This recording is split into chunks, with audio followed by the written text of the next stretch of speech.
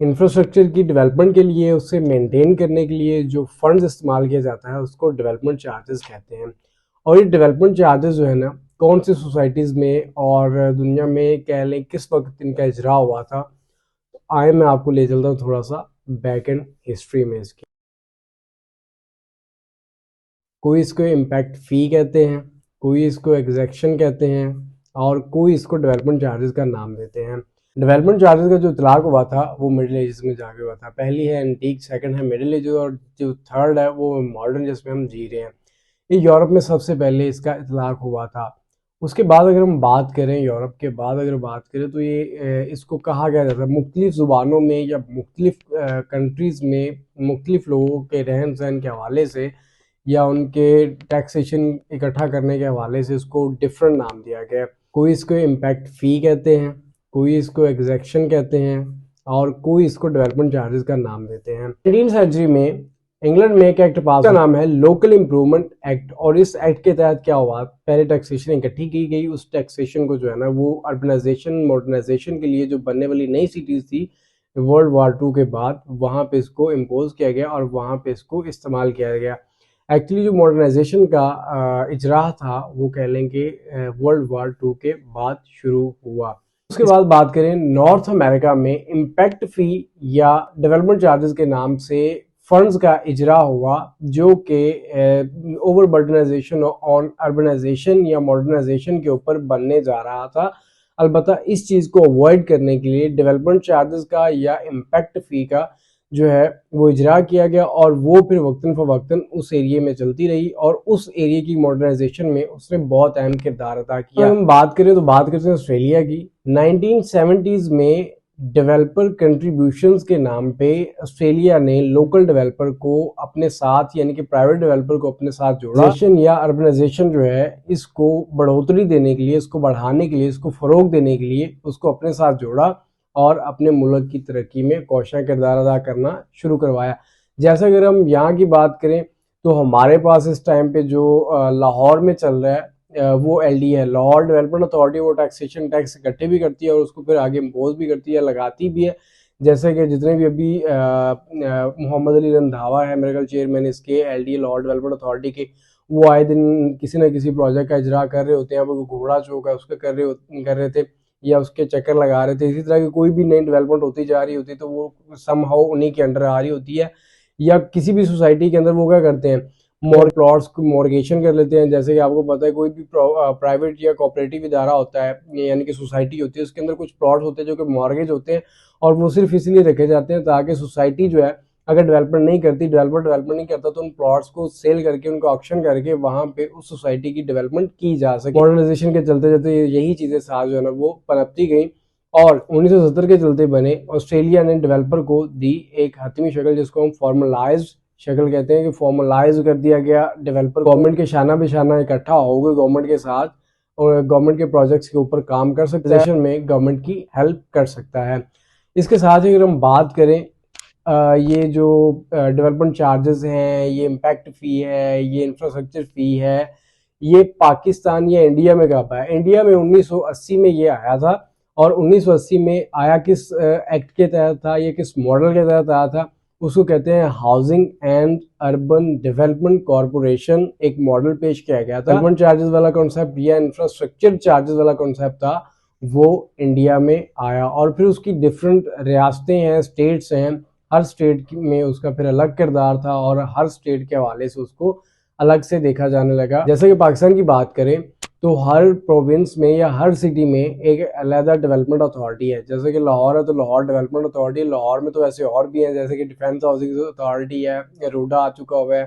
उसके बाद छोटे जो शहर होते हैं वहाँ पे TMA होता है। जैसे कि आप कैपिटल की बात करें तो कैपिटल जो है ना वो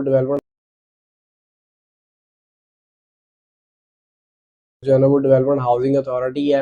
रावलपिंडी की बात करें तो रावलपिंडी हाउसिंग अथॉरिटी है। इसी तरह फैसलाबाद की बात करें तो फैसलाबाद हाउसिंग अथॉरिटी। जो बड़े शहर होते हैं वहाँ की अपनी अथॉरिटी होती है। अगर जो छोटा शहर जैसे कि कसूर है वहाँ पे तहसील म्यूनसिपल कमेटी है, और इसी तरह के छोटे मोटे जो शहर हैं वहाँ पे म्यूनसिपल कमेटीज होती हैं पाकिस्तान में काम कर रही होती हैं। तो इसी तरह इंडिया की स्टेट्स हैं उनमें काम हो रहा था। उसके बाद अगर बात करते हैं पाकिस्तान की, पाकिस्तान में डेवलपमेंट चार्जेस जो है ना वो कब लागू हुए? पाकिस्तान में डेवलपमेंट चार्जेस तब लागू हुए थे जब हमने पहली दफा अपना कैपिटल बनाना शुरू किया था। कैपिटल से मुराद ये है कि इस्लामाबाद कैपिटल टेरिटरी जो है उसकी डेवलपमेंट की का ऑर्डिनेंस हुआ था 1960 में। यानी कि पाकिस्तान में ये डेवलपमेंट चार्जेस का एक स्पेसिफिक पैमाने पे या बड़े पैमाने पे नहीं, छोटे पैमाने पे, लेकिन स्पेसिफिक जगह पे, यानी कि इस्लामाबाद को डेवलप करने के लिए हमारे पास सबसे पहले ये ऑर्डिनेंस आया था। उसके बाद कराची डेवलपमेंट अथॉरिटी एक्ट के तहत 1975 में ये आया था। इनफॉर्मली ये 2000 तक चलता रहा। 2000 में जाके फॉर्मल शक्ल इसको मिली थी पाकिस्तान में, और उसके बाद ये ऑनवर्ड चलता चला आ रहा है। इसके बाद ये सारा कुछ आपको बताने का सिर्फ और सिर्फ मकसद ये था कि लैक ऑफ एजुकेशन की वजह से हम डेवलपमेंट चार्जेस, कोई भी सोसाइटी अगर हमारे ऊपर लगाती है तो हम उसको कहते हैं कि ये डेवलपमेंट चार्जेस जो है ना सोसाइटी ने हमारे ऊपर क्यों लगाए हैं।